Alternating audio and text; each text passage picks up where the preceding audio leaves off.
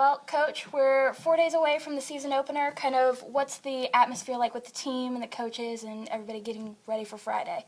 Well, we've been shot from preseason, very tired, so I was happy that we could have the team have Sunday, Monday off, but really encouraged by our scrimmages that we've had down at Duke and then the most recent one at Radford. And just putting, figuring out who our top 11 is going to be, who are the role players that are going to be coming in. But again, I think it's real competitive, and I'm real encouraged by what I'm seeing so far. Speaking of preseason, you've got several returners coming back this year. Who are you kind of expecting to step up this year and really take the leadership of this team?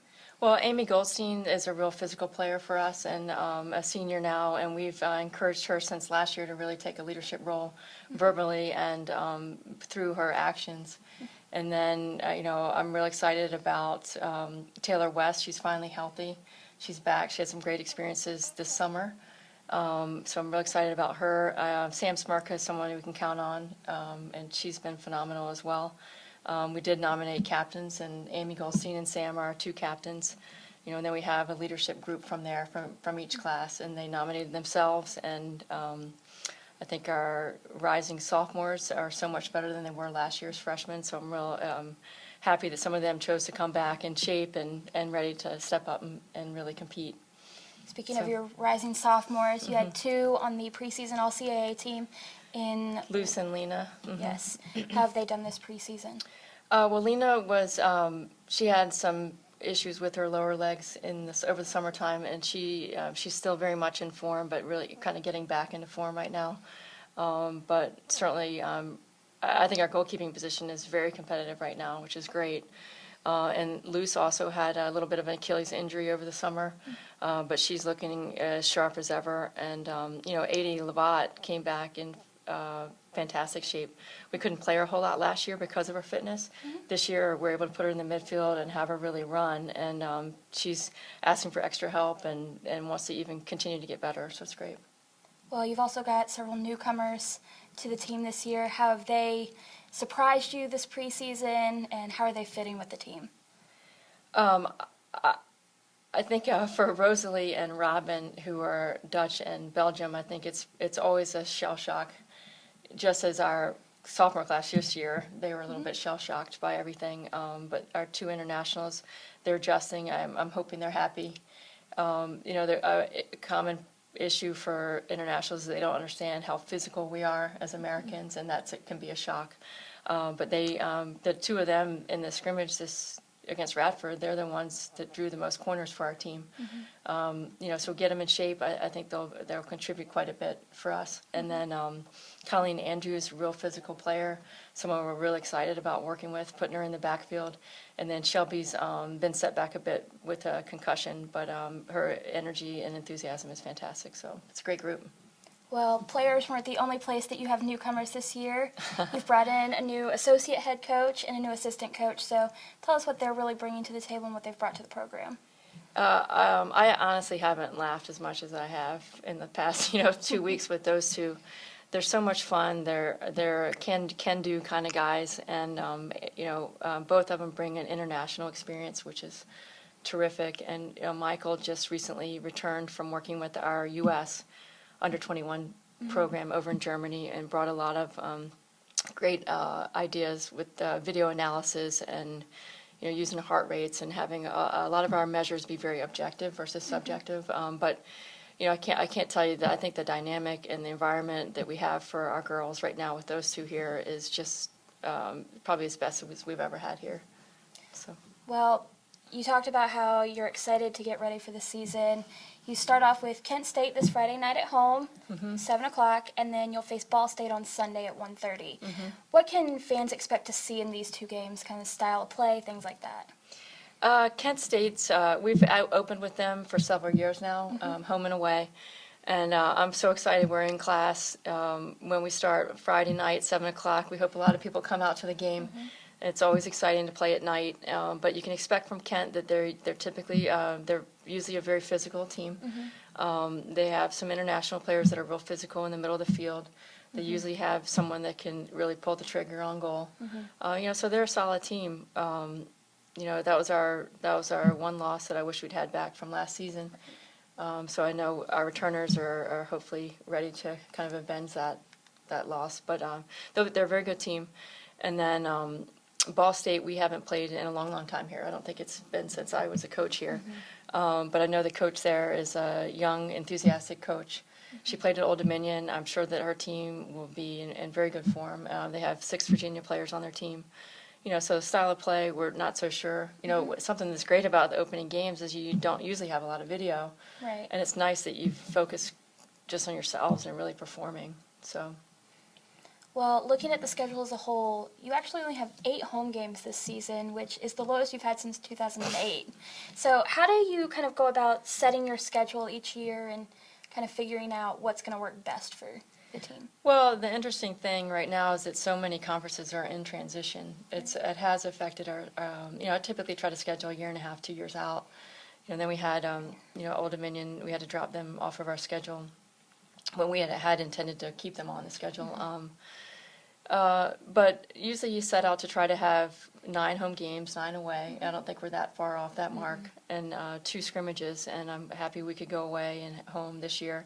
I actually feel very balanced with our schedule, even though that is 8 true home games. I like that we're playing different conferences.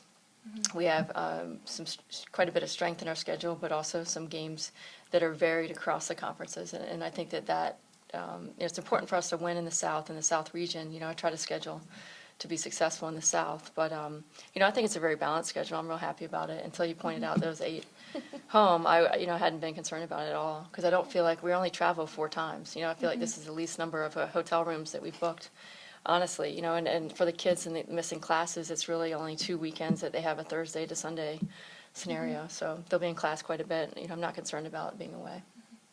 Well, I guess the last thing we have to ask you is, what are your goals for 2013? Our goals are for our kids to play as best as they can and go from moment to moment. Never not overlook any opponent or underestimate themselves. And I think that that's something that with a returning group of players, hopefully they understand that every game's important, that you play for each other every game, and the outcome will take care of itself. So. Well, Coach, good luck this Friday night opening the season against Kent State here at home, 7 o'clock. Yeah, thank you very much.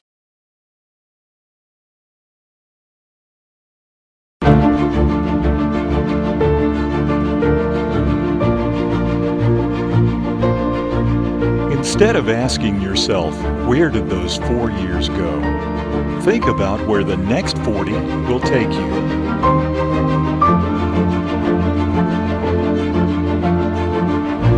Be involved at Madison. Dukes from day one, alumni for life.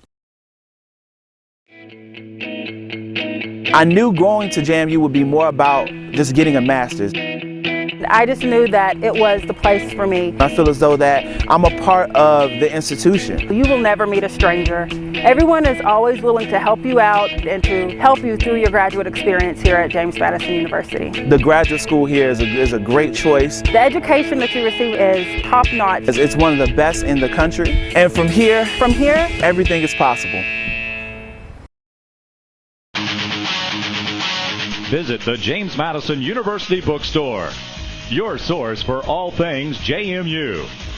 Get your official Duke gear. Open after every football game.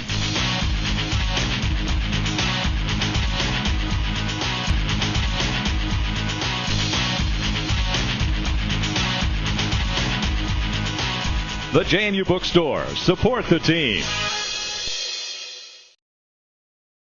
Jim and John are both covered by the nation's best networks. Jim uses Entelos Wireless. John does not. Jim saves money every month. John does not. And thanks to those savings, Jim has money left over for hula hoops, a little mood music, and access to the rooftop pool. John does not. Entelos Wireless. The difference is savings. Switch now and get unlimited data, text, and talk for just $79.99.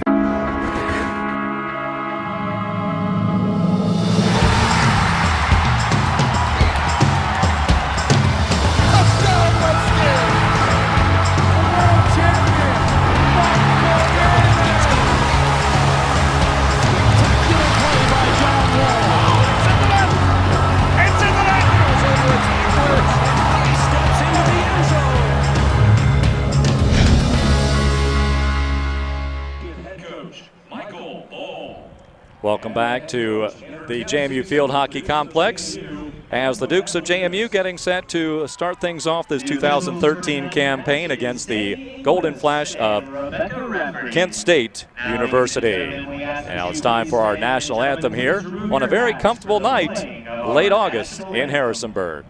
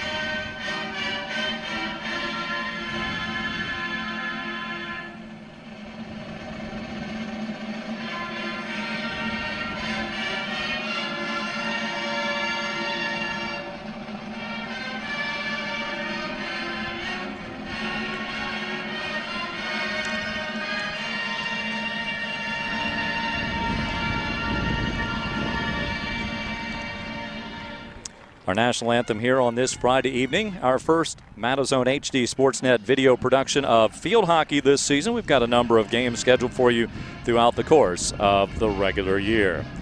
Kent State begins the regular season tonight as well, and they will head back and they'll actually face Appalachian State here on Sunday. The Dukes will also be back in action here on Sunday afternoon. They'll be taking on the Cardinal of Ball State.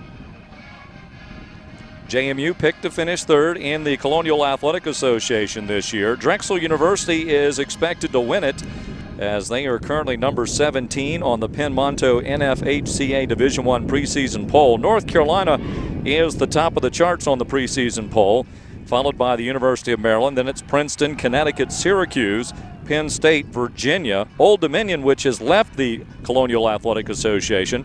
Then it's the University of Michigan, Duke, Northwestern, Stanford, Iowa, Massachusetts, Northeastern of the CAA, Boston. Then it's Drexel, Wake Forest, Boston College, and the University of New Hampshire. And although Drexel has been tabbed by the coaches in the CAA to win the CAA title this year, Northeastern, which is picked to finish second, is a little up in the standings as far as the preseason national rankings are concerned.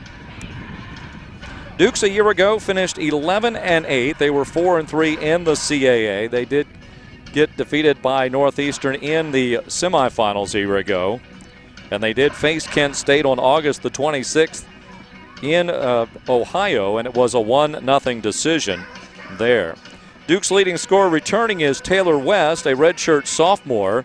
7 goals and 3 assists last year for 17 points. Rachel Wine was the leading scorer last year with 9 goals and 3 assists, but she elected to basically take a job. She had another year of eligibility, but she is now in the real world as an employee, and she is now making money instead of working on her education any longer here at James Madison University. And we're underway. As you see, the Dukes will be running left to right as we open up play here in this 2013 campaign. In goal for the JMU Dukes, sophomore from Bagisch-Klappa, Germany, and that's Lena Wimmert. As a preseason all-conference selection, Saskia Szymalski with it for the Dukes of JMU as she works down the right wing, and she gets tangled up a bit as Jenna McHale takes it away there. Nice slap into the shooting circle for the Dukes, Adrian Levat. And right away, the Dukes will get a corner as Levat firing from the baseline, sending it across, makes contact, and just less than a minute in, the Dukes will have their first corner play of the night. Inserting it will be one of the few seniors for the team, only 3. Amy Goldstein will be doing so. And in fact, we may get a chance to hear from Amy at halftime here tonight. Goldstein will fire it in. Coming out at the top of the circle, pushed, and the shot by Stenches. Out in front there on the corner was Palumbo, but it is knocked out of bounds off the end line again by the Kent State Golden Flash, so we will see another penalty play, another corner for JMU. There to stop it up top is junior Dana Alaban.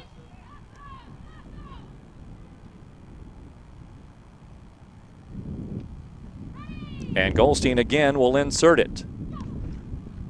Alaban stops it, and the shot top of the circle there again is Palumbo. This time she kicks it, and it goes off. Actually, she did not kick it. It goes off another Kent State player. So the Dukes getting many opportunities on the onset of this matchup on penalty plays. This is a third in a row here. We've only played 2 minutes and 4 seconds.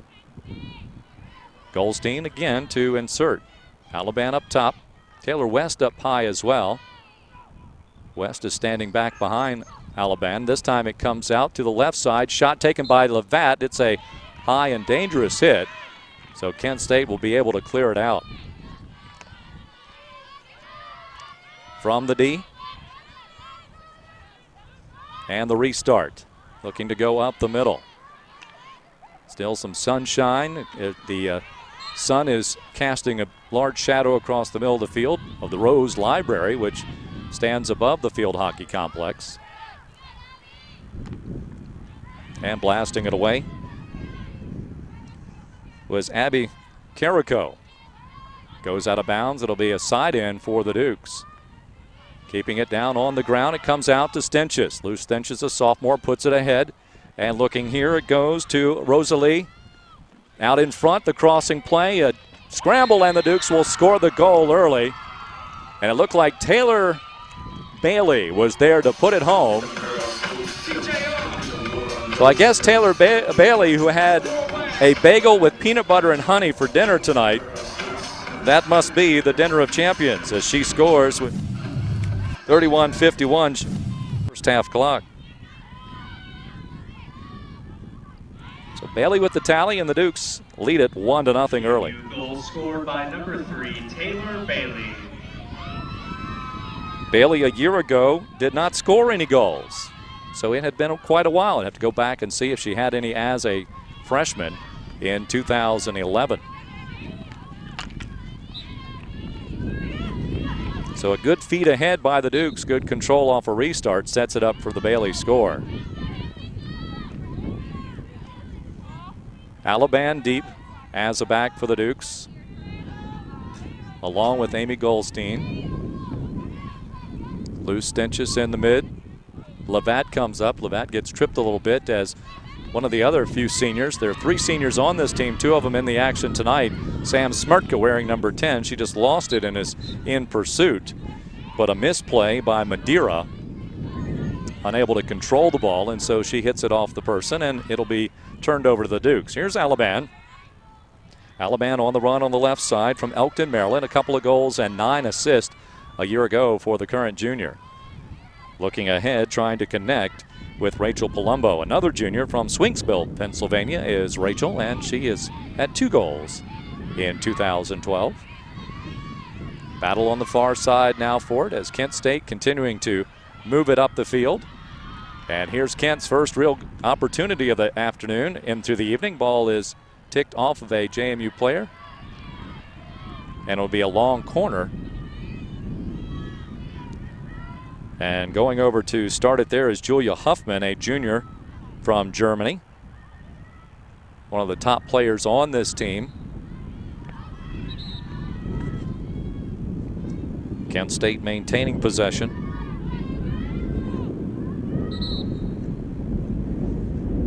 One thing they were showing a point of emphasis last Saturday when the Dukes were playing Radford in an exhibition game here is giving the opponent or the possessor of the ball at least 5 yards on a penalty. If you got within that 5 yards on the restart, they were sending you into the penalty box. We saw a number of those. I don't know if it was a preseason emphasis or whether that will be carried on into the regular season or not. And now the Kent State Golden Flash with a corner opportunity. And trucking down to set up is Suzanne Felder, a sophomore out of Berlin, Germany. So we've got a lot of German and Dutch players in tonight's matchup. JMU with its handful. And here we go with the insertion. Comes to the left side. And the Dukes came out of the crease just a little too soon. So another opportunity for Kent State.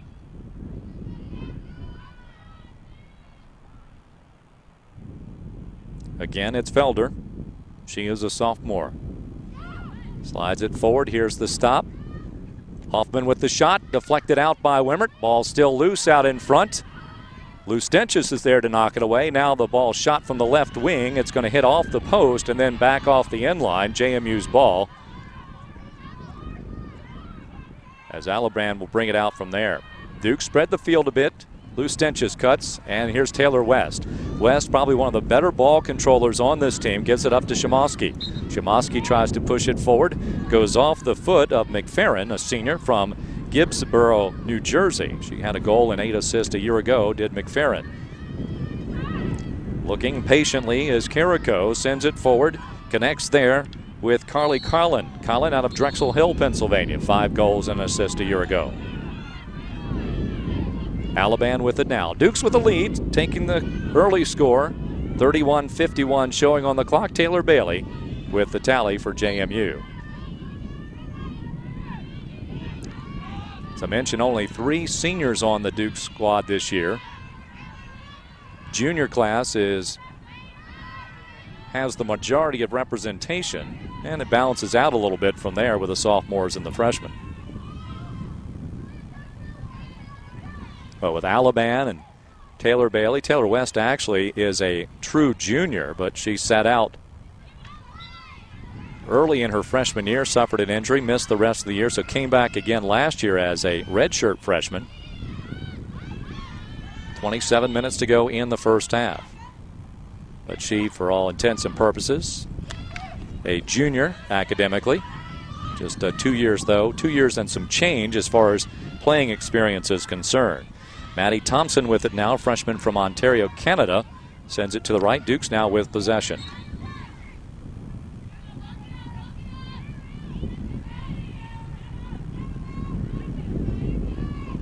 Dukes also were pretty liberal in substituting on Saturday. And here's Bailey again for the Dukes. It's a 2-on-1. It comes out to West. West deflects it, comes back out, takes another shot and scores. It's the Taylor combination. Bailey and Taylor West, and this time West will send it home for the score. 26-21 on the clock.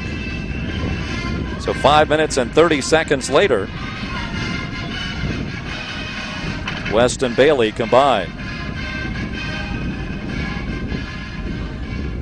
JMU goal scored by number 4, Taylor West. So 2-0 JMU early in this contest. A couple Taylor-made plays.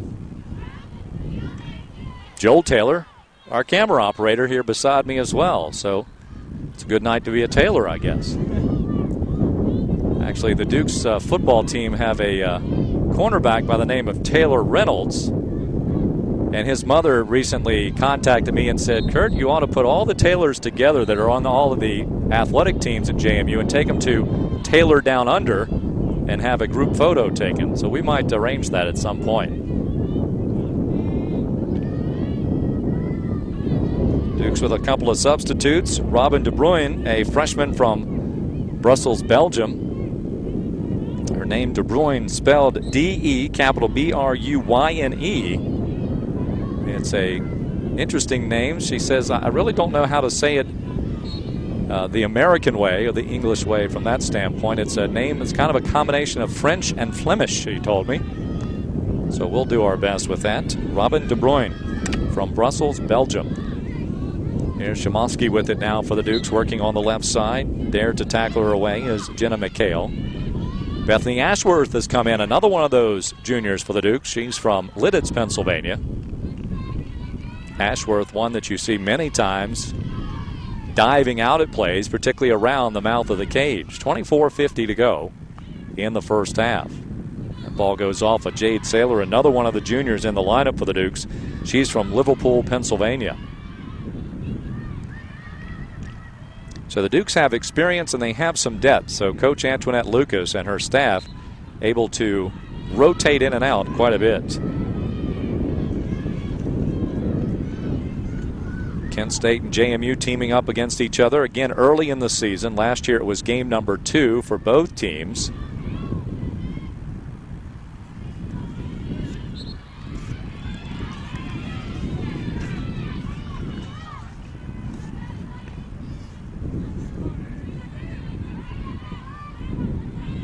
Dukes opened last year with a 3-2 win over Vermont. And they've had a lot of success throughout the years in openers.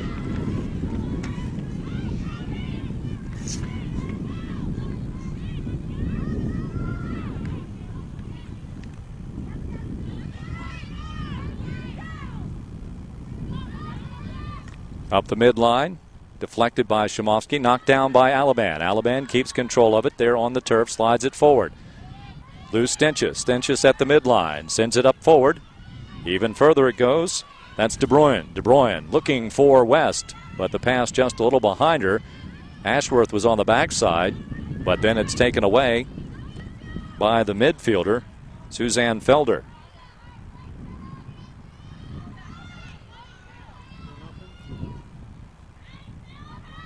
Kent State advancing to the MAC championship last year. Sasha, make that loose Stenches with it. Here's Sam Smirka. Some pressure in the back applied there by Hannah Faulkner. Battle for it in the midfield. Good decision there by West, putting the stick down, forcing it back in the play to the open field, but too strongly hit. Elena Harris can't catch up with the pass. It'll be a side in for the Dukes. Quickly running up JMU, and quickly the restart. It's Jade Saylor. Saylor splits a couple of defenders. Leaves it to the left side. Didn't quite get enough on it. Intended for Levat. And the ball bashed all the way down the field. JMU will have it right about the midfield stripe. This is Goldstein on the far side. Dribbling it out, McFerrin. Dukes with 5 shots to 2. Both teams have had their opportunities on corner plays. There's Alaban there to defend it for JMU. Dana sends it forward just beyond the reach of Goldstein.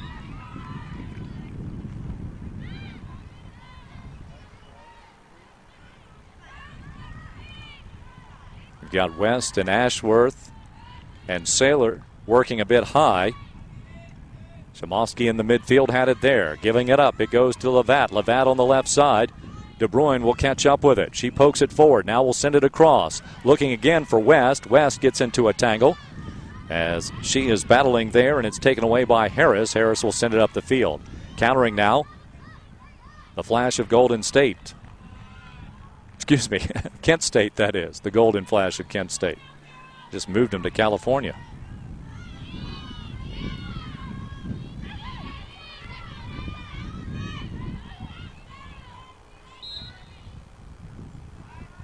And it looks like we're going to have a dangerous hit called against the Flash. As we played 14 minutes now, Dukes up 2-0. If you joined us just a few moments ago here on Madison HD Sportsnet, presented by the JMU Alumni Association, Taylor Bailey with the early goal, just a little over 4 minutes in. Or just a little before you got to the 4-minute mark, and then Bailey combined with Taylor West for goal number 2 about 5 minutes later. And that's where we stand right now. Levat will start it. Looks for a cutter. This is Levat here, actually, excuse me. And we're going to have a dangerous hit on Adrian.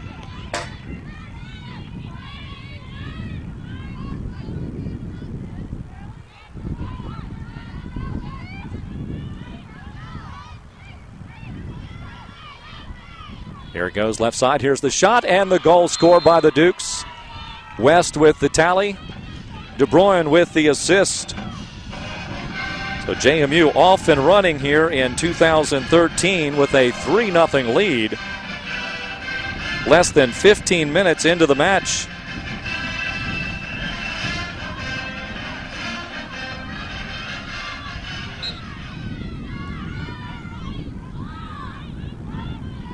So Taylor West tallying the goal from De Bruyne on the assist. JMU goal scored by number 4, Taylor West. Assist by number 5, Robin De Bruyne. Bailey Hubert, a redshirt freshman, getting in on the action. Number 13 from Stafford, Virginia. Sat out all of last year. Here comes Taylor Bailey in on pursuit. Long pass down. And Smirtka there. Faulkner with a nifty try at trying to poke it around Smirtka, but Smirtka spun out of it and got the better of the positioning. 3-0 Dukes. Ball will go all the way back. Wemmert will let it slide all the way through as it came from well outside the circle.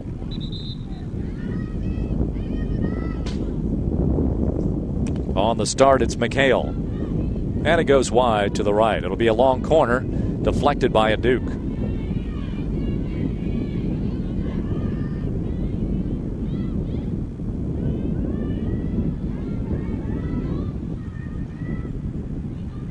Battle in the right wing. Crowd of people there. Foul called against Madison. A quick restart coming for Kent State. 18.5 approaching here in our first half. Reminder that at halftime, presented to you by the University Outpost, we'll be chatting, actually having a pretty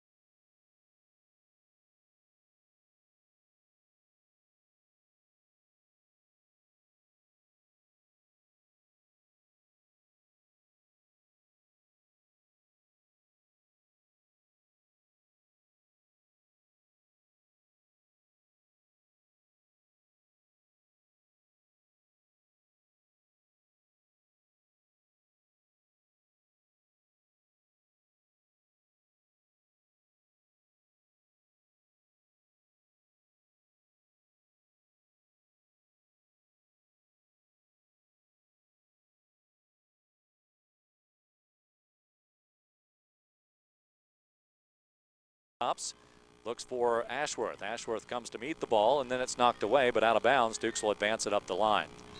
Well, I see as I look forward that Danny Wilson now is out on the pitch for the Dukes out of South Africa.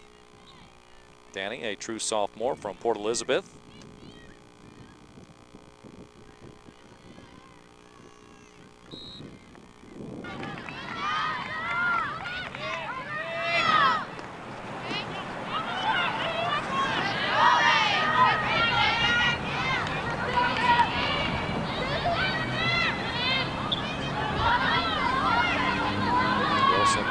Couple of goals a year ago.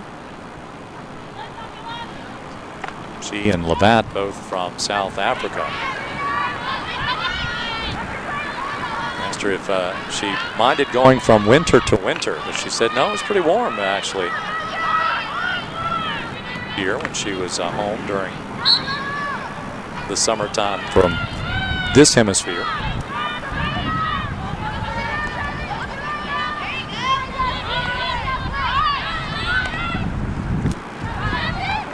Pass goes all the way up. Faulkner can't come up with it. Instead, it's going to land at the stick of Kahn. Kahn puts it across the mouth and coming through. One of her teammates a little late to arrive. And streaking through there was Carly Carlin. Alabama will start it just atop the shooting circle. Connects with Taylor West. West will dribble up the left side.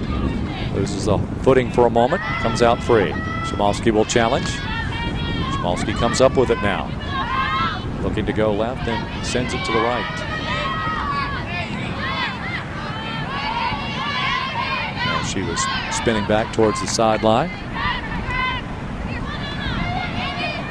Goldstein surveys. Gets tangled up a bit. She'll be fouled. Shaken up on the play a bit, Hannah Faulkner, a junior from Edwardsville, Illinois, with 7 goals in 2012. Goes ahead to Goldstein. Goldstein over to Alaban. As the Dukes send it back. Stenches now. Stenches expecting a whistle, did not get one. Kahn will take it. Actually, I think what do we have here? Something's going to be called against JMU. Not sure what the call was. Suzanne Felder will start it for the Kent State Golden Flash. Long pass to the right side goes to Huffman. Huffman takes a strong strike at it. Goes out of bounds. Last touch by Kent State. Dukes will have it. 7 minutes, 45 seconds remaining in the first.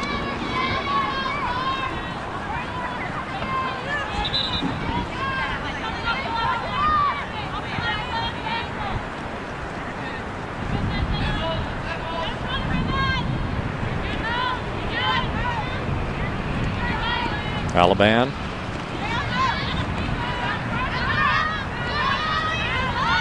Circles around, maintains possession, keeps it at her stick for quite some time. Kowalski with an interesting move, gets around Bender, pushes it forward. Looking for DeBruyne. DeBruyne's got some space to work now, hooks it over towards Palumbo. Palumbo has it now. Rachel sends it down the left wing, looking for DeBruyne again. She takes the backhanded shot. Off the foot of the freshman.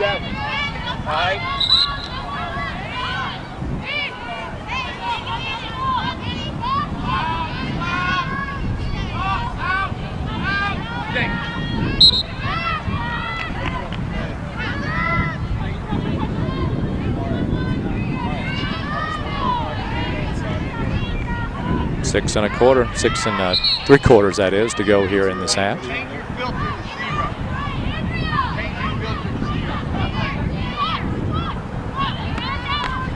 Sun's starting to set here in Western Virginia, and so they're making some adjustment on our cameras as well, so you may see a little difference in your viewing.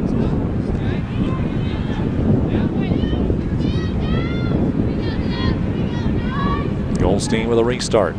Long stroke down the field. Nobody there to connect with.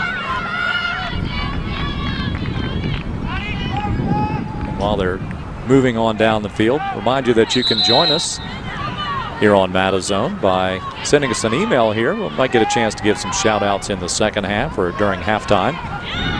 You can email us at Matazone, MADIZONE, at jmu.edu. That's MADIZONE at jmu.edu. Golden Flash on the run, stopped right there by Alaban. Alaban whistled for a foul. Quick start for Kent State. With it is Lee. Lee on the right side, being guarded there by Goldstein. Goldstein still with the stick right in front. Knocked off the baseline. It'll be a long corner now for Kent State. Dukes try to mark up in a hurry. Huffman on the right wing. She'll start it on the long corner. Comes out very short, she does. The pass to Thompson. She comes to greet it. Back to Huffman again. Huffman with a nifty move with a stick in the air. Bounces it forward a couple of feet, then loses the possession. But again, last touch for JMU, and we're going to have a stoppage of play. And a yellow or green card, that is. Or is it a yellow card? Actually, a yellow card. Stenches will sit out for 2 minutes. Dukes already had a player out. I missed that, in fact, that DeBruyne was out of the lineup. And she is now eligible to come back in. So the Dukes, for about 13 seconds, were down by 2 players. DeBruyne comes back in. Entering the lineup for the first time is Kristen Rattano, a sophomore from Virginia Beach, Virginia, out of Princess Anne High School.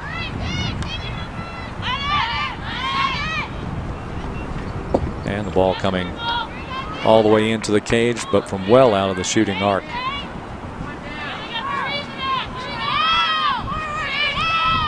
Actually, the Dukes down. They have 2 players penalized again. We've got Danny Wilson out. She's been penalized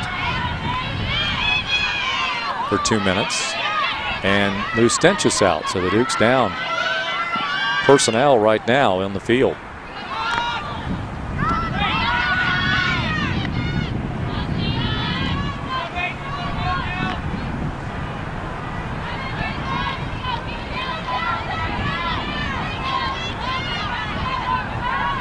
No, only down 1. But they've got 2 up on the board. Miss Rattano sends it forward. Up there to Rass was De Bruyne. Comes out to Hoffman. Taylor West with it, knocks it down. Levat has it. Levat to her right, still has it. She gets fouled from behind. And she will get a card. So all of a sudden, yellow cards coming out left and right. An entire deck of them. Maddie Thompson will check out.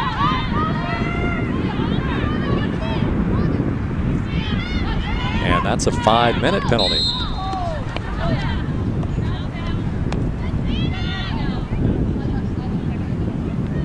Dukes with a 3-0 lead, scoring all the goals within the first 15 minutes of the match. Down to 3:20 now. So Dukes will finish this half with a personnel advantage. Smirka tries to send it into the circle. Nicely knocked down by Kent State. Jade Saylor gets into the fray. Under 3 minutes to go in the half. Long try by Felder is topped. And here comes Levat to make that De Bruyne. De Bruyne down towards the baseline, wants to cross it. And staying outside of the circle was Bender. Did go off her, but is outside the circle. So a long corner for the Dukes. Sam Smirka with it. Smirka gets some help from Stenchus. Now back in the lineup. Dukes now with a man advantage to finish the half. As Maddie Thompson still on the bench. 3:50 remaining in her penalty.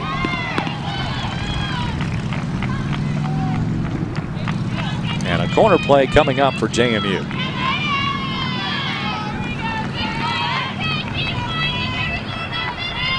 Goldstein comes jogging forward.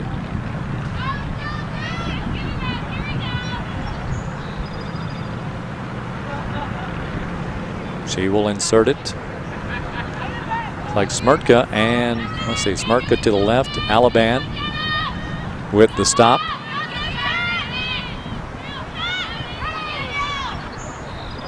Taylor West to the left, Jade Saylor up at the top. They're going to drop it for West. Smirka backhands it. Shot by, who's that? Levat it is. Actually, I think it was Levat that was up top. Yeah, actually it was, because Saylor had dropped all the way back.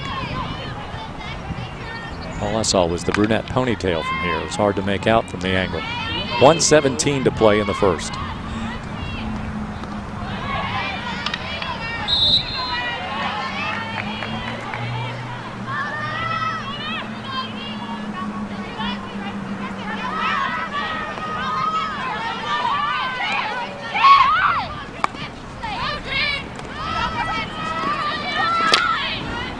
Tano putting some pressure on, down to 51 seconds. He's looking to maintain a 3-0 lead here going into intermission.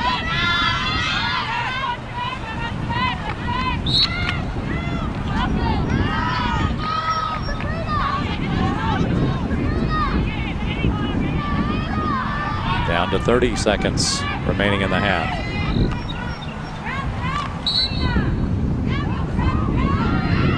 Stick around at halftime. We're going to get right into it pretty quickly with our interview. Also a chance to hear from a couple of our sponsors here here on Madison HD Sportsnet, but not before we have a corner play, which will probably end the period as the clock is going to expire before they even get the corner off. But they'll get a chance to try the corner play here. It'll end once it goes outside the dotted line or the defense takes over.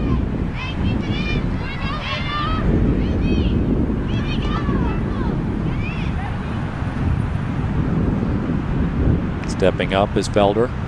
Bender with the insertion. Spins it over to the left side. Not sure if that was intentional or not, but it's cleared out. Alaban comes in there. Still the backhanded shot, and it's knocked away by Wimmert. Still alive. Wimmert will kick it wide to the left, and that will end the first half of play. 3-0 Dukes as they lead the Kent State Golden Flash here at halftime. A couple of goals by Taylor West, another by Taylor Bailey. As we take it on the Duke Sports Center, presented to you by University Outpost. As you see the scramble with Taylor Bailey putting the Dukes on the board to start things off. West with the goal on a smart shot from the right side. And West again following the angle shot on the give by De Bruyne. 3-0 Dukes here at intermission. Back with our halftime right after this as you're watching JMU Field Hockey in HD live on Madison HD Sportsnet, presented to you by the JMU Alumni Association.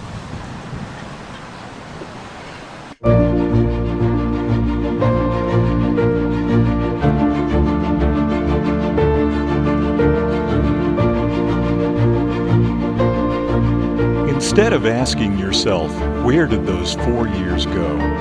Think about where the next 40 will take you.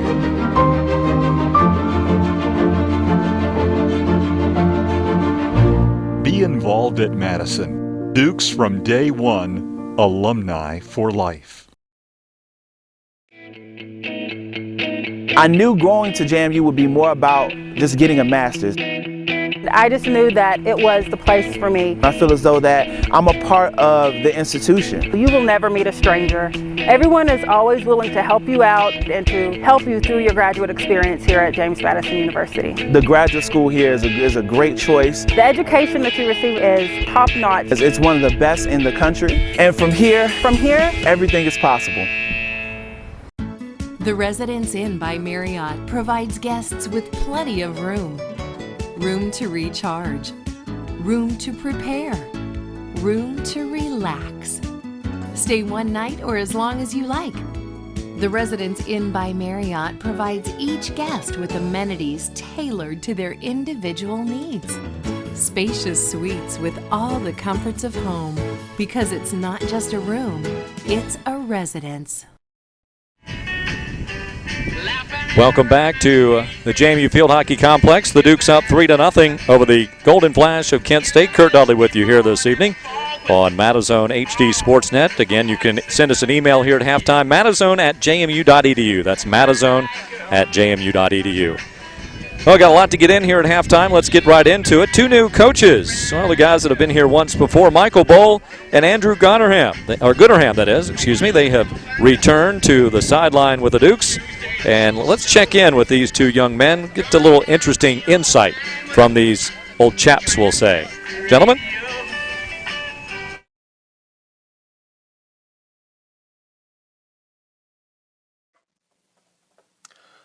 Well, for me personally, I think it was a chance to work with great facilities, great people, other coaches such as Coach Lucas, Coach Bohl here, opportunity to work with great players, just an all-round great university to be at, and I wanted to come back really. Yeah, I think I'd second that completely. I think that the atmosphere is definitely a very good family atmosphere. I think you'd struggle not to thrive here, both as a coach and as a player.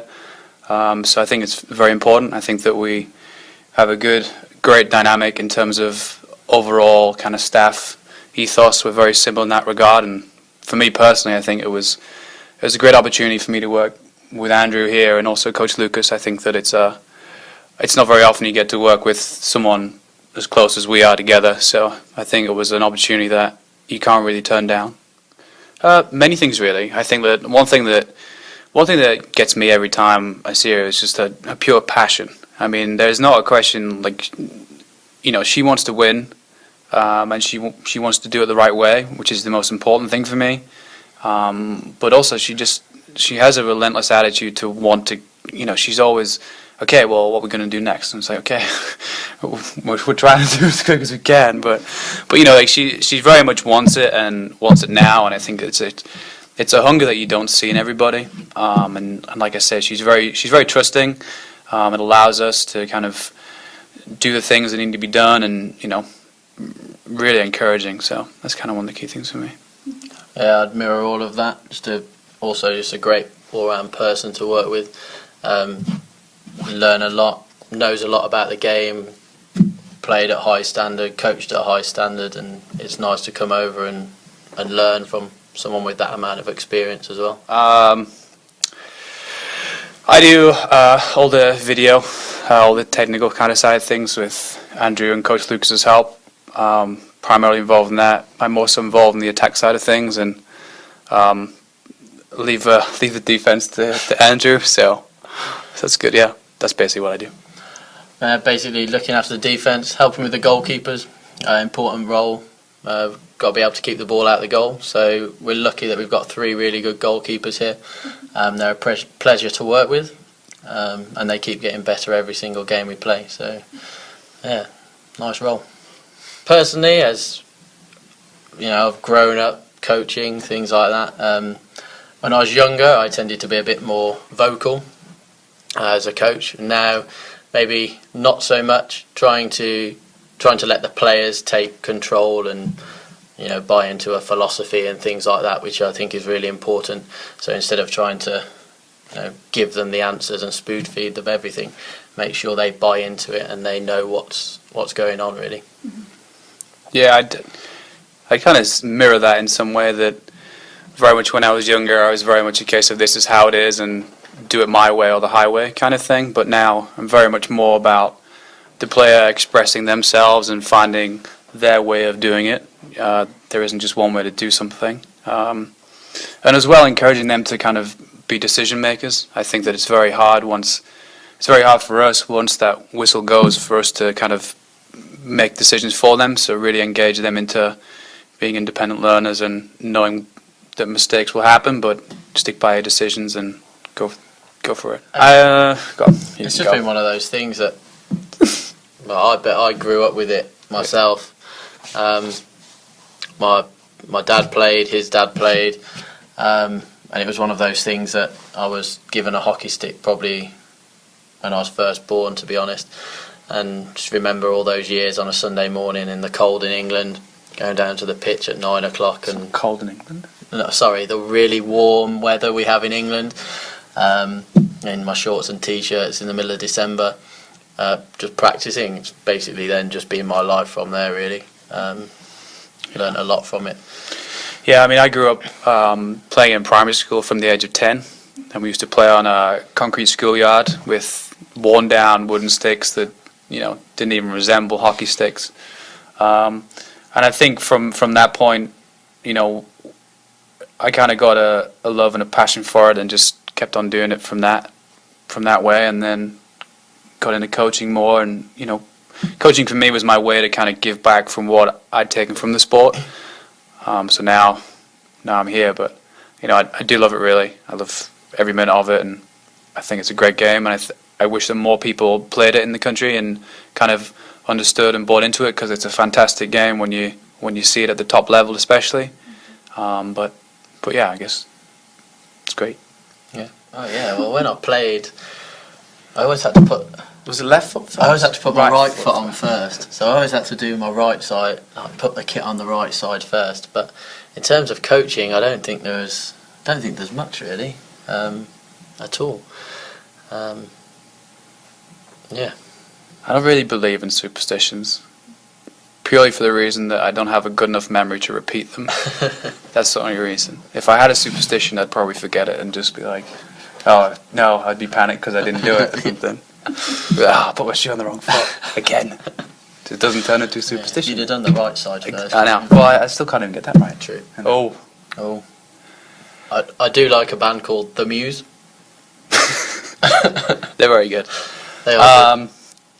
We're both big festival goers, so we've spent, how many times have we been to Glastonbury? 4. So, but he likes a lot more rap, R&B. I'm more like jazz, I guess. Classic.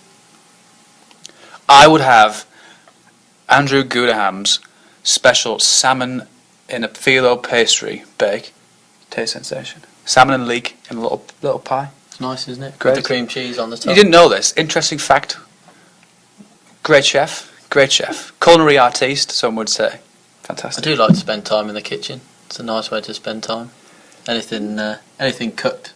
You know what I'd be? What? One of those luges, you know, when they go down the window. I don't think you have the guts for that, mate.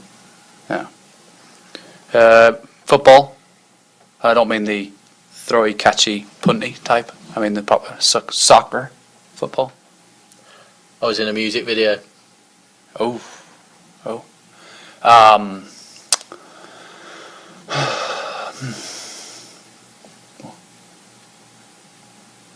I was in Harry Potter as an extra. Does that count? Yep. Yeah. I want to thank those two young men for spending a little time with us here, getting to know the assistant coaches for the Dukes of JMU. We'll be back with more as the Dukes with a 3-0 lead here against Kent State halftime at the Field Hockey Complex. You're watching JMU Field Hockey in HD on Madison HD Sportsnet, presented by the JMU Alumni Association. Jim and John are both covered by the nation's best networks. Jim uses Entelos Wireless. John does not. Jim saves money every month. John does not. And thanks to those savings, Jim has money left over for hula hoops, a little mood music, and access to the rooftop pool. John does not. Entelos Wireless. The difference is savings. Switch now and get unlimited data, text, and talk for just $79.99.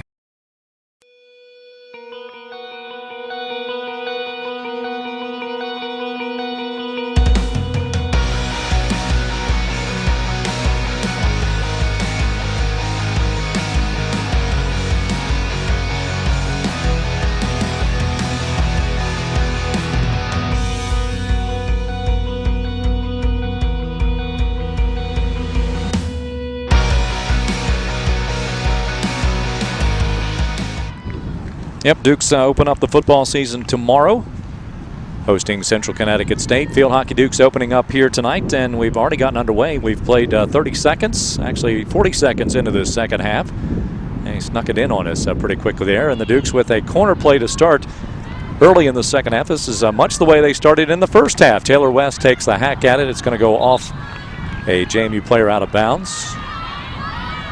And so it'll be turned over to Kent State. Dukes with 8 shots in the first half to Kent State 6. The Dukes with 4 corners. Kent State had 5. Rosalie Becker, by the way, will get the assist on the opening goal by Taylor Bailey.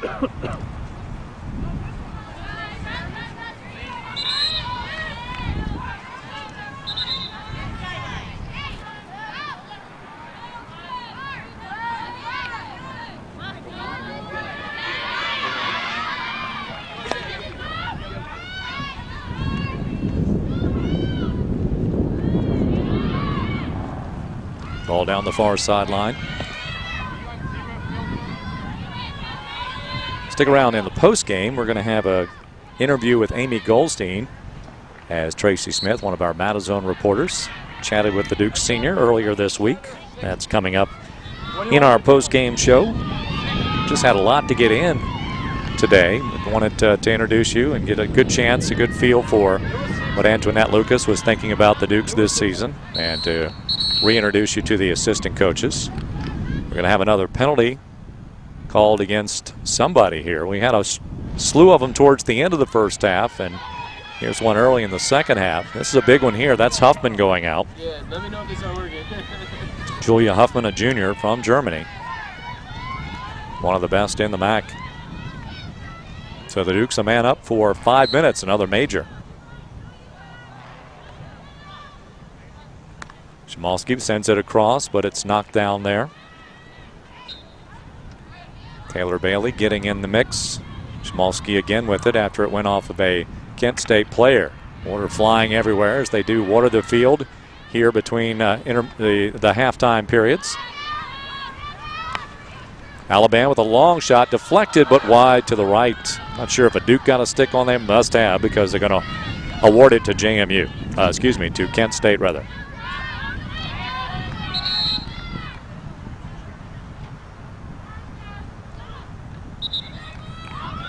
Actually, they're going to change this. They're going to say it went off of a Kent State player.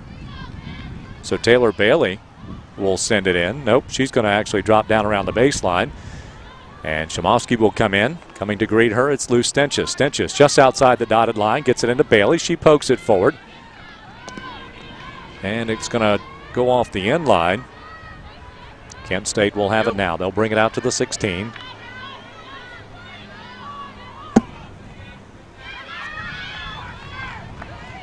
Smirka sends it forward looking for Bailey.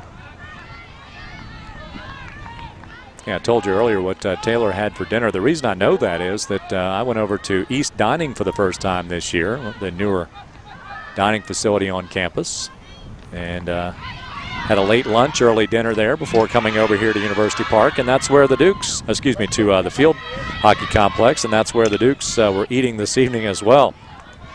And Alabama's there to clean it up for JMU. She's got some help with Goldstein if she needs it. Dribbles into some space, works it up. Finds an angle looking for West, goes off West, but to Bailey. Bailey will drop it back. A little too much of an angle there as Shimalski had to put on the brakes. She hydroplanes past, and here she comes. Sophomore tries to slide it through. Rosalie Becker with it now. Becker with a challenge. Harris restarts it for Kent State. Strikes it forward, looking for Lee, but there to defend is Goldstein. Lee comes up with it, a quick restart. Lee with a bit of a step now. Lee tries to dribble through, and there to poke it away. Looks like Sam Smirka, indeed it is. Smirka, then Shaska Shimalski comes up to give some help, but then some backside support by Kent State. Over to the left wing, this is Madeira. Alexis Madeira out of Harrisburg, Pennsylvania. Just outside the circle, just does keep it in. Nope, will not do so. It'll be a long corner. Lou Stenches trying to hang on to it. Under 30 minutes to go. Dukes leading 3-0. But we have not seen any goals since the 20:03 mark of the first half. Our next Matazone video production for field hockey will be when the Dukes entertain the Rams of Virginia Commonwealth. Non-conference matchup here on a weeknight. I think that's September the 18th, if I'm not mistaken.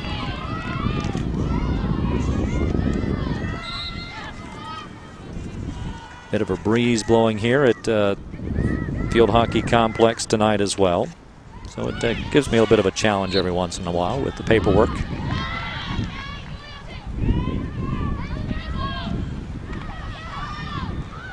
Alabama stands her ground. Now a Kent State player going to the turf, but JMU will get rewarded with the possession. Well, Wimbert in the first half had 4 saves in goal for the Dukes, a sophomore. She's a second-team All-CA selection and All-State selection and All-Rookie team selection last year in the Colonial Athletic Association. In fact, she was 3rd in save percentage in the NCAA at 81.1. A lot of times when goalkeepers get shutouts, it's due to pretty good defense, particularly with the backs. But in Lena's case, she certainly has the save percentage to show for it. Goals against average, 1.27. Played in the 19 games. Lou Stenches, who just had the ball in her stick, also a member of the All-Conference team a year ago as a rookie, or the All-Rookie squad, I should say. Had a game-winning goal last year. playing an 18 for the Dukes. Taylor West with the hustle all the way to the left side. And we're going to get, looks like this might be a penalty stroke on the intentional foul called against Kent State. Are they going stroke or are they going corner? They're going corner, okay.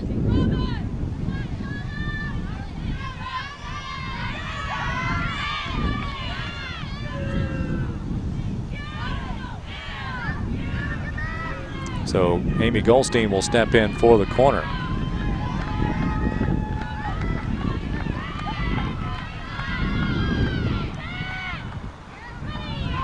Goldstein will send it in. Labatt is up high. West a little to the left. It's stopped by Smirtka. West with the shot. Wide to the left.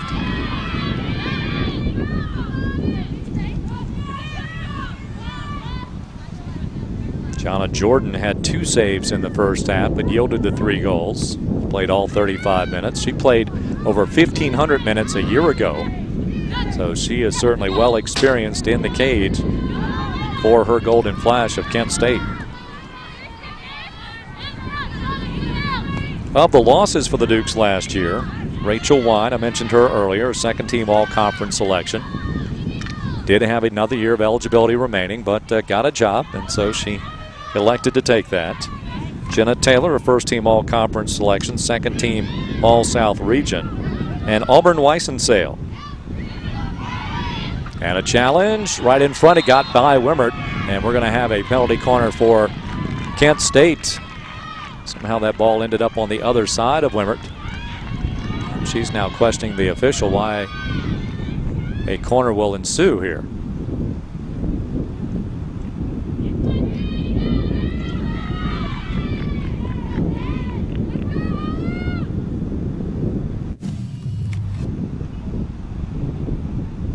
So Bender will insert. Actually, I stopped the clock because we had an equipment issue down here. Somebody trying to get things squared away in the cage.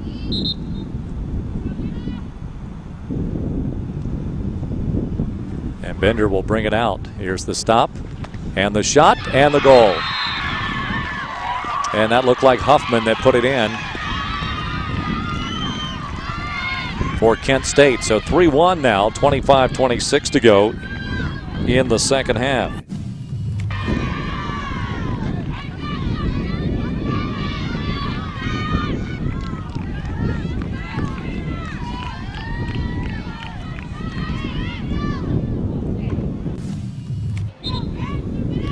Huffman, a second team All-West region selection last year. She and Rebecca Lee. Puts Kent State on the board for the first time in 2013.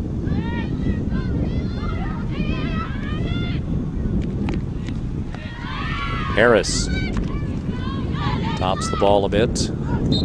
Goldstein kicked it. Quick restart for Harris. Goldstein going to have to pursue. Here comes Palumbo.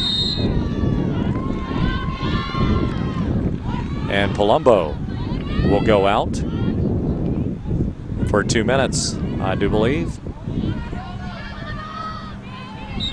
Indeed she does. So the Duke's down a player for the next couple of minutes. And a high stick. And, well, we're going to be even at players as the high stick call will come out against Kent State. Taking a seat will be Missy Ramsey, a junior from Milford, Pennsylvania. She scored a goal, had 2 assists during her sophomore year.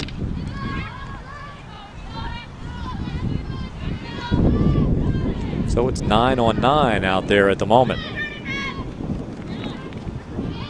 Although that was a major that was assessed against Ramsey. So the Dukes, when Palumbo comes available again in 90 seconds, will have a man advantage for about 3 minutes. Stenches restarts it. De Bruyne has it knocked down, still maintains possession, circles out. Looked like we got a kick there, and we did. Amy Goldstein will come up quickly for the Dukes. Again, we'll hear from Goldstein in our post-game show.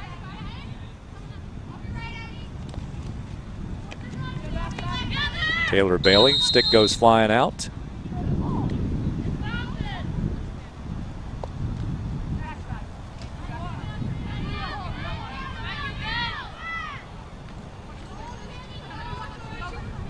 Goldstein will start it. Gets a little air under it, goes all the way, knocked away, comes back out to the left side as I face it.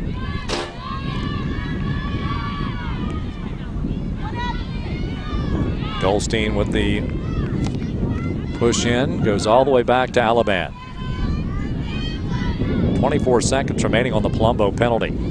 Alaban pushes it up to Stenches. Stenches, nice move there in the middle. Not a lot of help there, but she finds Taylor West somehow. West gets tangled up. Dukes will advance it just outside the dotted line. Quick start, Alaban, right wing. This is Ashworth with it out there. Bethany goes to the turf. She'll get whistled for the violation. And the Dukes are back at full strength as Palumbo will come back out onto the field. Rachel comes to the near side. And on the restart, ball is hit right into a teammate, and down tumbling goes one of the Kent State players. Again, I apologize for not being able to identify them. Really on the front, the jersey numbers, I can't read them quite at all.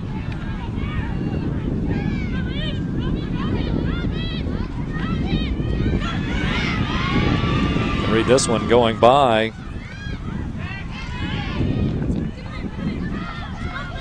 And that with the cut is Maddie Thompson. Stenches has to hurry as she is pickpocketed. Goes over to Lee. Lee got a knee on it at first, so it'll go over to the Dukes. Under 22 minutes to go. 3-1 JMU. Dukes with all three of their goals in the first half, actually in the first 15 minutes. And Kent State just recently getting on the board. Here the Dukes 2-0. It's Bailey. Leaves it over, and the goal is scored. Robin De Bruyn with her first goal as a Duke of JMU. Taylor Bailey picking up the assist, and the Dukes back out to a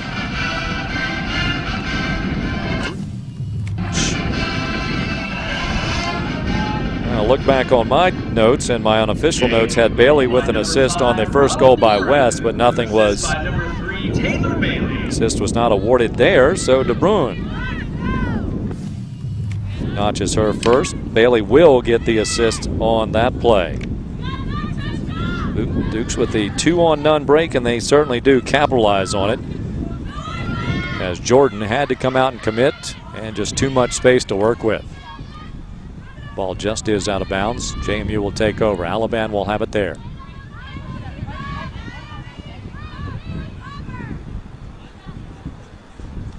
Dukes have outshot the Kent State Golden Flash at 11-8. Goes back to Goldstein. Goldstein back to Alaban. Alaban pushing it forward. Continues so. She's got a lot of room to work with there. Lee not catching up to her. Gives it forward now. De Bruyn. De Bruyn on the left wing. Backhands it through. Tries to get it to Palumbo. And it's chipped away by Harris. Dukes will maintain possession just above the 25. Here comes Palumbo to start it in. Palumbo knocks it back. Goldstein, nice job just keeping it in play. She'll angle it back. Stenches. Stenches has Smirtka on the right wing, and that's where she goes to. Sam's got it now. She approaches the 25. Rolls it forward. Samolski leaves it back for Smirtka. Up into the air. Smirtka and Samolski overlap. Smirtka now with it. Leaves it back for Sasha. Trying to approach just outside the D, and it's taken away out there.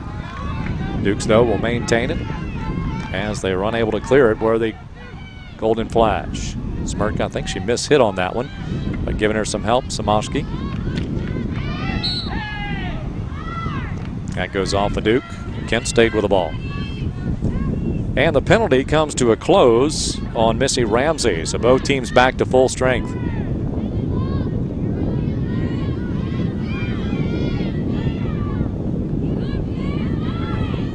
Alaban backs it up. Dukes with a lot of possession here. That's an obstruction call against Kent State. Adrian Levat trying to advance it. Levat goes forward. DeBruin keeps it right inside the 25. Harris called for an obstruction. Quickly, here comes Levat. She'll start it again to Rachel, and we're going to get a foul.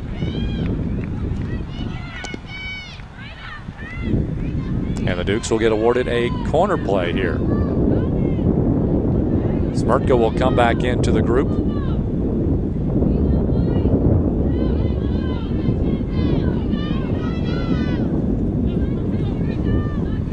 And Goldstein will start it up for the Dukes.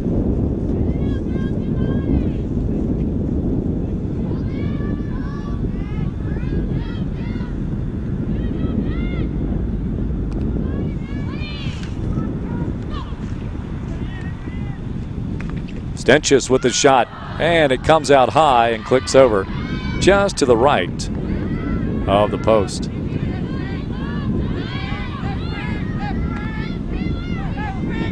Harris on the near side. Short pass taken away though.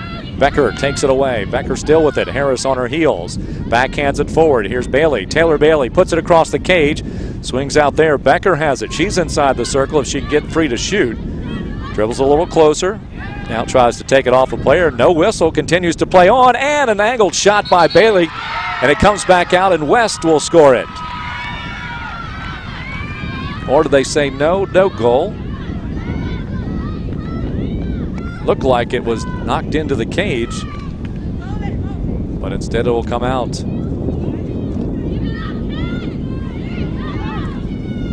Goldstein over to Stenches. Stenches working the double team, splits the two defenders, backs it through him again. Now puts it into some open space on the run. Shamovsky can't get to it. Not enough stick to reach the pass. Goes out of bounds. JMU will turn it over. Duke still maintaining the 3-0 lead, or the 3-goal lead, a 4-1 advantage at the moment. It was one time 3-0.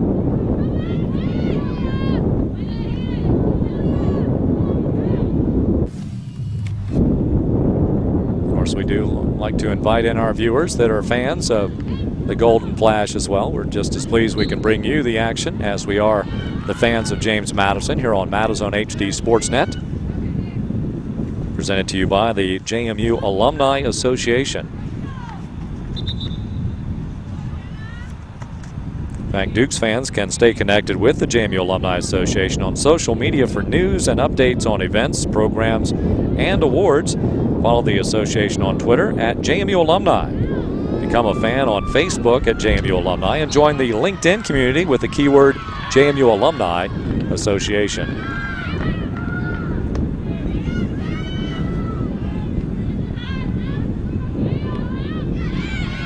Dukes with it in the attacking third. Here we go again. It's West.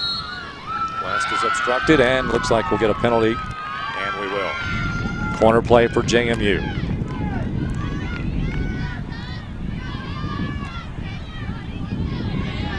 Bailey goes out.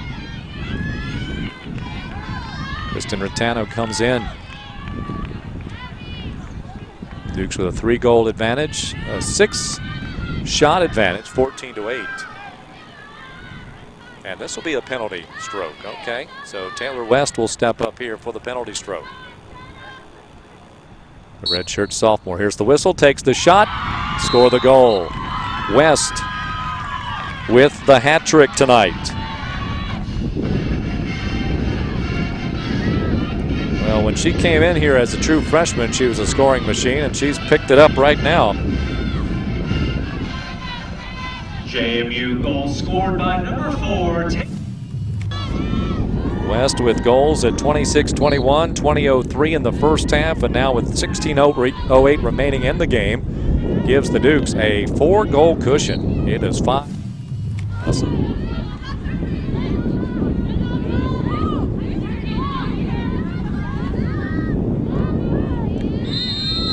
Collision in the midfield. And another yellow card, and right away, scampering off, Caroline Courthouse.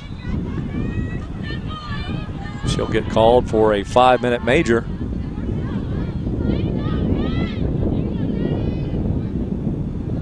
Adrian Levat will start it again for JMU.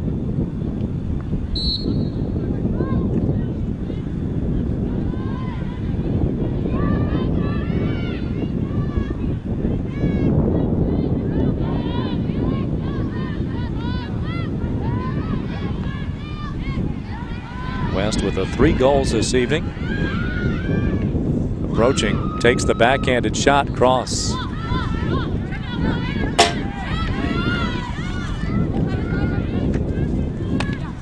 Down the line, out of bounds. West last year, 7 goals, 3 assists, 17 points, playing in 19 games. 3 goals here tonight. Off to a rip-roaring start.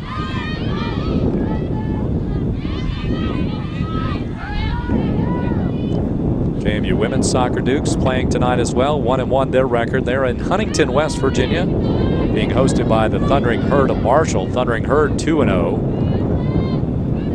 Dukes with a win over Richmond last Friday night, and a loss, late loss at that, as LaSalle scored twice. Less than 20 minutes remaining and nipped the Dukes 2-1. Men's soccer opens its season today. The Dukes playing over at University Park, hosting the Fordham Rams, part of the Fairfield Inn by Marriott Invitational. Dukes will be facing Binghamton on Sunday at 2:30. We'll have that game on Madison audio only. Play-by-play coverage from University Park for Dr. Tom Martin's team. Dr. Martin in his 28th season now. Winningest active coach in the NCAA. Ball is cleared. JMU will have it. And volleyball opened up earlier today in Charlottesville at the Jefferson Cup, facing the Montana Grizzlies. Do not know the outcome except that it went 5 sets. The Dukes were down 2-0. They came back. The last score that I saw was the Grizzlies 11-9 in the 5th set. But I did not see anything come across Twitter or any of the feeds. Didn't have a chance to because we were well into this game. I checked at halftime, didn't see it. Hopefully the Dukes came back and won that one. They'll face Virginia tomorrow. They're in Charlottesville.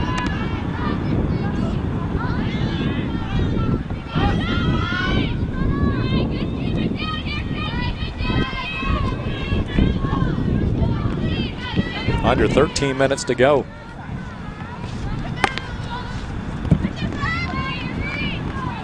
This is Bender. Short pass, it goes out.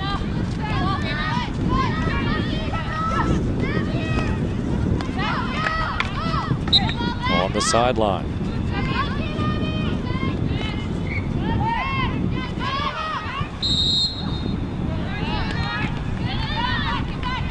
That whistle will go against Kent State. Dukes will bring it out to the 16. Goldstein will send it back. That's Alaban. Back to Goldstein.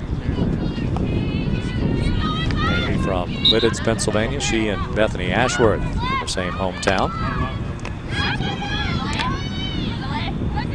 And here's the Dutch player for the Dukes, Wies, Netherlands, the hometown of Rosalie Becker.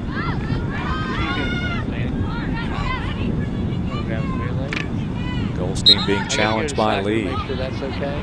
Kyle lives in town, right? On the north side. 5 miles north. Dukes to face Ball State here on Sunday afternoon. Wrapping up a 2-game homestand to start the year. It's a 1:30 start, no Madison coverage. Check it out on live stats, however. And the Dukes will play 4 matches on the road at American, Columbia, both those matches being played in D.C. That's next weekend, Friday and Sunday once again.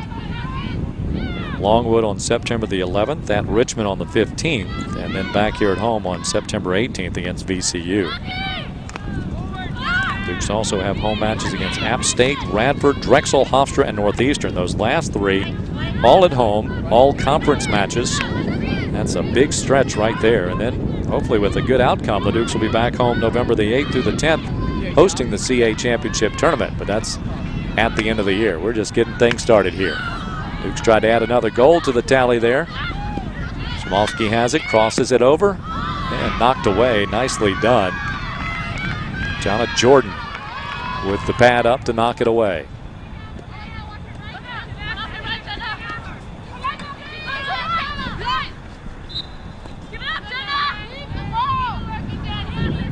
Ten and a half to go. Dukes looking to start the year 1-0 once again, just as they did last year.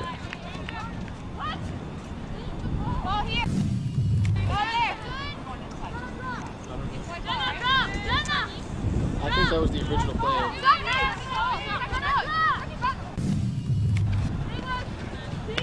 Chmowski tries to take it into the circle. Backing out, here's Levat. Levat with a restart to herself. She'll get it again.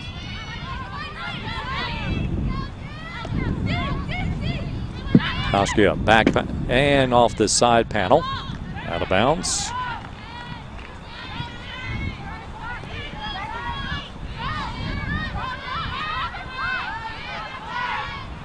Yeah, we heard from Auburn Weissensale, who's obviously watching. She sent a little tweet here as we gave Auburn a shout out earlier.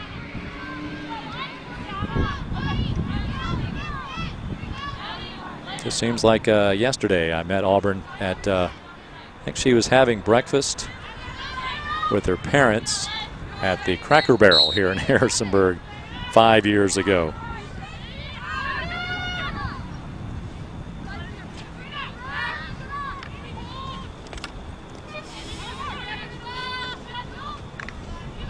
I guess it was technically 4 years ago. Ball knocked down, backhanded try, and that's going to be a penalty. And a penalty corner coming up.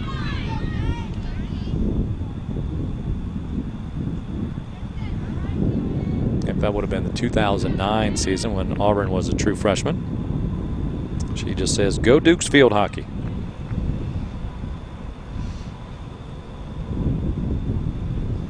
Bender will send it in.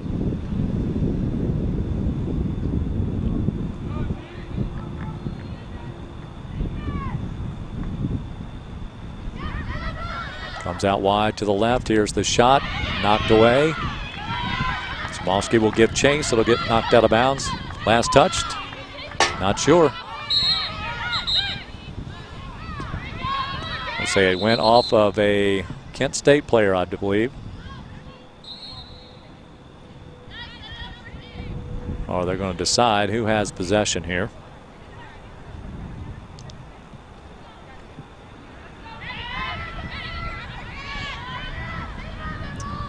The decision is a long corner, or an insertion, or excuse me, a side in rather, for Kent State. Backhanded try. Good angles there. Good position for Kent State. Nothing cleared there. The Dukes able to bottle it up, but not well enough to get out of there without a penalty corner coming up.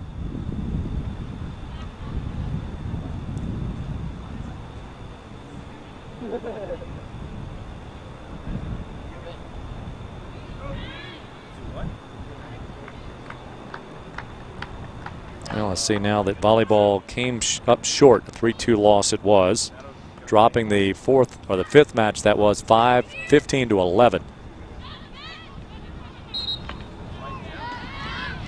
Dukes will have the two matches tomorrow, facing Virginia and the Marshall Thundering Herd in tomorrow's action.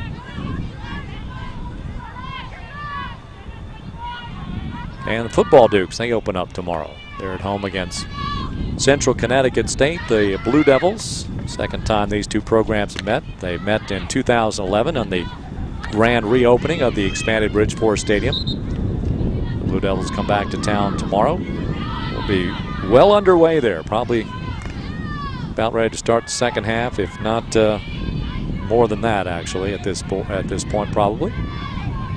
As kickoff tomorrow is at 6. Coverage here on Madison HD Sportsnet, presented by the JMU Alumni Association, absolutely free of charge. Pre-game coverage with yours truly and Houston Studs. It all gets underway at 5:35 tomorrow night, live from Bridgeport Stadium. If you can't make it there, join us here on Madison.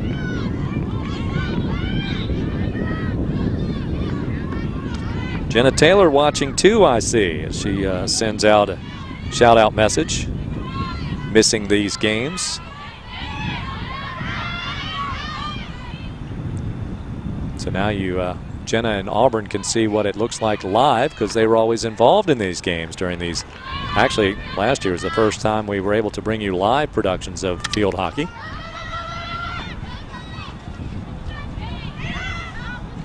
Because the wireless cards became strong enough to send the data across.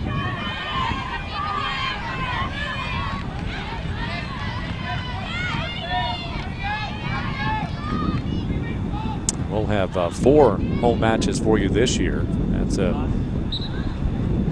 adding 1 more than what we typically do. Here's Danny Wilson. Wilson back in the lineup now for Madison. Tries to send it across. She had Shimolsky and Ashworth up top. Men's soccer tied up. Is that men's soccer, John? 1-1? Tied up at home against Fordham. That tilt got underway at 7:30. They started 30 minutes later than this one did. They're just across the way over at University Park. Now, before too long, not sure if it'll be next year, maybe 2015. I don't know officially, but eventually the Dukes will be moving, their field hockey Dukes will be moving over to University Park as well. Look forward to that. We'll have pretty good vantage points once we move over there to bring the broadcast to you. And fans will have a good vantage point too there at the top of University Park to watch matches. Somewhat similar to what they have here in terms of driving up to the parking lot and then just taking a few short steps and being able to look over the ridge. Ouch, that looked like that hurt. Must have been all stick because here comes Amy.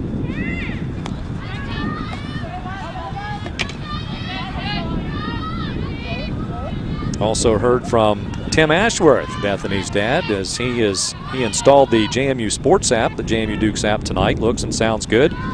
Has his iPad plugged into the flat screen, watching in HD. He says it's just awesome. How about that?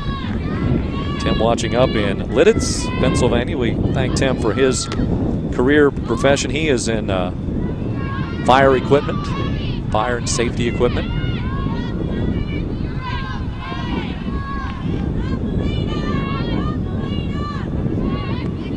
Tim, thank you for watching. I did notice that there wasn't, when I came in, I kind of expected a bit of a tailgate of JMU fans, family members up on the hillside, but didn't see that today. Maybe on Sunday they'll come in.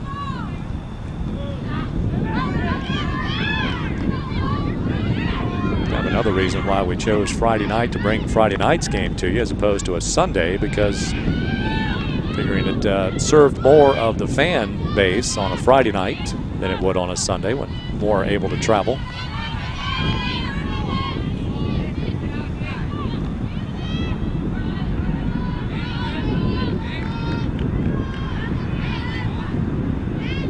want to thank Tim and Auburn, Jenna, sending in some messages to us.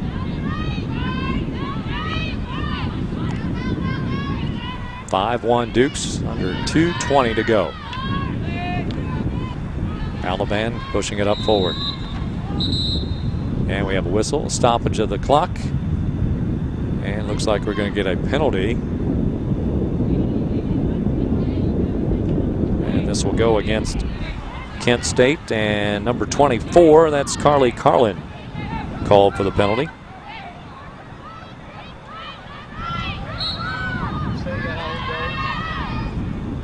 Alaban will restart it. Smirka, Dukes now just playing 4 corners for the most part, spreading it out, chewing up the clock. West with the hat trick, scoring here tonight, pushes up to Palumbo. Palumbo, quick touch to Ashworth. Ashworth wants to send it forward, and when she does, it connects with the body of Harris, and so the Dukes will be awarded a penalty try here.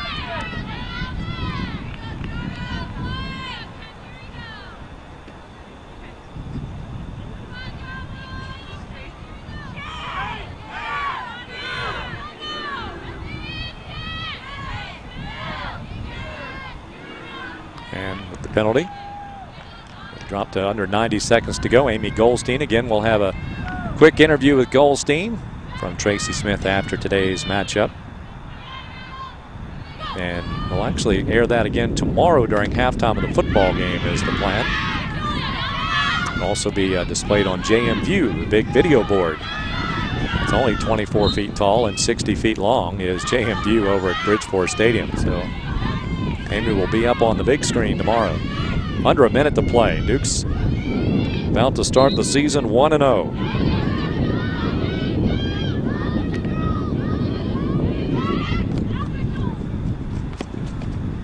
And the Dukes will take on Ball State here on Sunday afternoon. 1:30 is the start time.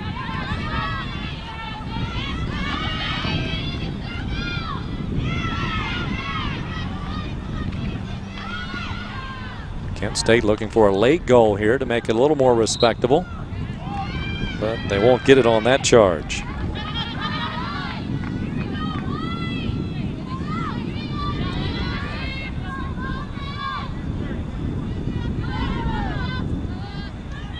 It's a Kent State team that went 9-13 a year ago. A lot of returners. I'm sure a disappointing start to their season. Not expecting to give up as many goals as they have today, as they yield 5 as the Dukes are victorious in this one. 5-1 as the Dukes for the 9th time in the 10 seasons under head coach Antoinette Lucas come up with a victory to start the season. This one's a 5-1 final. Taylor West, the big score for the Dukes as she finishes with the hat trick. Kent State 1. As the Dukes win at 5-1. Takes on the Ball State Cardinals. Well, we'll come back and we'll hear a bit from Amy Goldstein, but first a timeout. We'll hear from the JMU bookstore as you've been watching JMU field hockey here on Matazone and HD Live. Matazone HD Sportsnet presented by the JMU Alumni Association. Visit the James Madison University bookstore, your source for all things JMU. Get your official Duke gear. Open after every football game.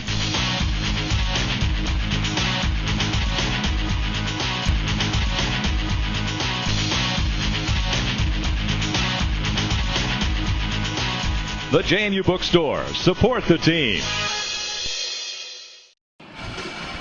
Welcome back. The Dukes at JMU with the triumph tonight over Kent State, 5-1. Dukes now lead this all-time series at 9-4.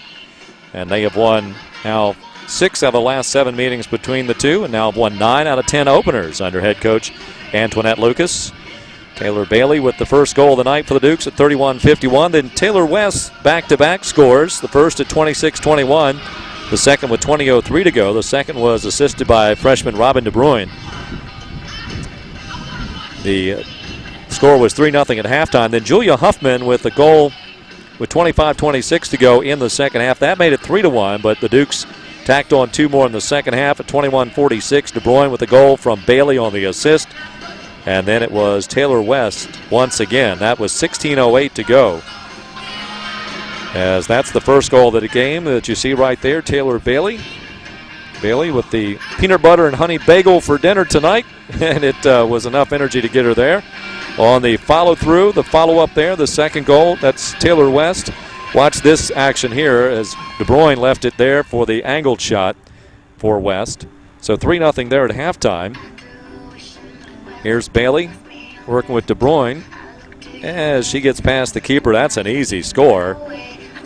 Robin with her first goal. And then on a penalty stroke, West caps off the scoring tonight. So 5-1 is our final. Dukes didn't get the shutout, but played pretty good D all in all. Speaking of good D, one of those defensive backs is one of the seniors, Amy Goldstein. Tracy Smith caught up with Amy just a couple of days ago before we opened up the season with this interview. Tracy? I'm here with Amy Goldstein, senior field hockey player who has played in every game since her freshman year. Now, Amy, what are you most looking forward to your senior year here at JMU? What I'm most looking forward to would probably just be playing with my team and hopefully winning CAA champs, which is my ultimate goal before I graduate. What do you think is key to being a successful student athlete? You've now done it. This is your 4th year. What do you think is important between balancing your schoolwork and balancing your sport? I think it's definitely time management. If you can't do that, then you're pretty much screwed, I guess you could say. What advice do you have to younger athletes when they're coming up? Some of them are first season. Some of these girls you're playing with, it's their first time being out in the field playing in the college. What do you have to say to them? I think the most important thing is to have fun with it. If you aren't going to have fun with it, then you're going to be miserable the whole time. What do you think your favorite memory as a field hockey player on the field has been for you? I think my favorite moment so far, it's a tough one. I'd probably have to say just being with my teammates, because we're pretty much just like a tight family. Now, everyone loves JMU. Is there something that stands out to you that you'll say, this was my memory, I absolutely loved it? I fell in love with the campus when I first got here, and that's pretty much, like, looking around, it's just beautiful. And I also think definitely the food. The food is great. With Amy Goldstein, I'm Tracy Smith for Madison Sports and JMU. All right, thank you there, Tracy Smith, and thanks to Amy Goldstein for coming over and speaking with us on Wednesday evening. Congratulations to her and the Dukes with the 5-1 win here over Kent State. Well, JMU football Dukes tomorrow. They will be in action at home against Central Connecticut State with a 1-minute preview. Mickey Matthews minute, if you would. Here is yours truly with Coach Matthews. Welcome in with a Mickey Matthews Minute as the JMU Dukes open up against the Blue Devils of Central Connecticut State. Coach, a team which the Dukes faced 2 years ago here when we opened up the expanded Bridgeport Stadium, but they'll look a little different this time around. Well, they're a better football team than they were 2 years ago. They've got a big receiver. He's a good player. He's like 6'4", 230. He's really big. They have a lot of returning guys on defense. They played much better defense at the end of the year last year than they did early in the season. So they're a better football team than they were 2 years ago. And this is a case of where, yeah, it's the season opener, but your team has to really pay attention to a team like this. Well, 2 years ago, we didn't show up. It was the opening of the stadium, and we just didn't, we didn't coach very good and we didn't play very well. And certainly we need to clear that situation up that it is a major college football game, and we need to play much better than we did 2 years ago. All right, that's head coach Mickey Matthews of the JMU Dukes with a Mickey Matthews Minute.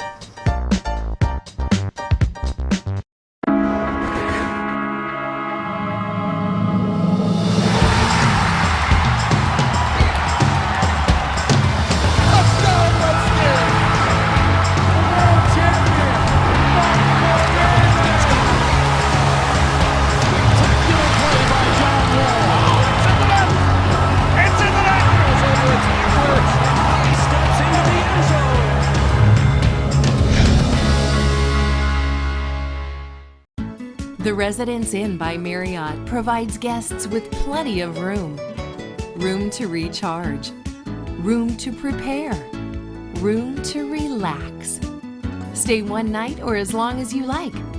The Residence Inn by Marriott provides each guest with amenities tailored to their individual needs.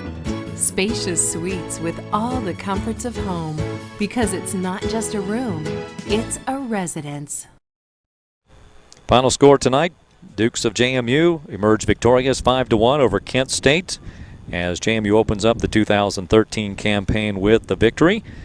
And they'll host Ball State here, the Cardinals, coming in on Sunday afternoon. That game begins at 1:30.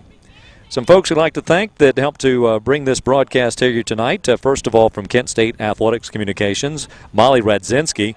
Devin Howard, the Sports Information Director, new SID for field hockey, I should say. The longtime legend Milisu Wisecarver has retired, so Devin has taken over as field hockey. Actually, Brian Hansen had been working field hockey the last couple of years, so it's kind of the domino effect with Devin taking over there. Also want to thank JMU Assistant Athletic Director and the Director of Athletics Communications, John Martin, for his assistance all the time.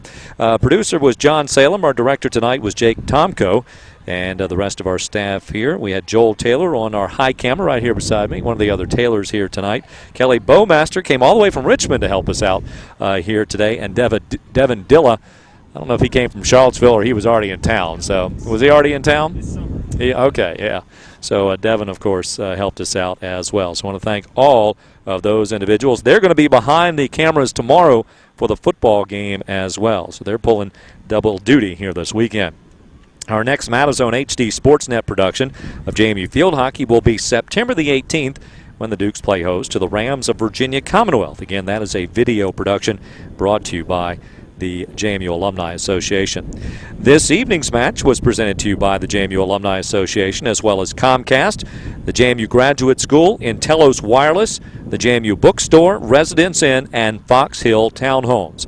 I'm Kurt Dudley. Once again, our final score, the Dukes 5, Kent State 1. Good evening from the JMU Field Hockey Complex. This has been a Madison HD Sportsnet production presented to you by the JMU Alumni Association.